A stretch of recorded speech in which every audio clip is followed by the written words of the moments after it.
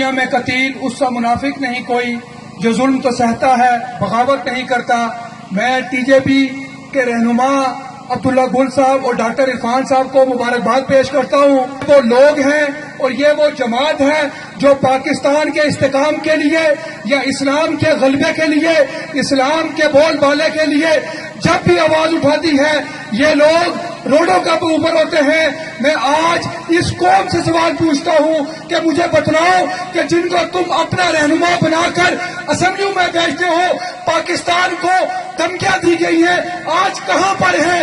یہی عبداللہ گل ہے، یہی ٹی جے پی ہے، یہی ایم ایس او ہے جو آج پاکستان کے استحکام کے لیے، پاکستان کے دفاع کے لیے جنرل حمید گل کی سوچ فکر لے کر پاکستان میں آج بھی روڈوں پر ہے اور انشاءاللہ تعالی آخری دم تک پاکستان کے استحکام کے لیے رہیں گے انشاءاللہ تعالی۔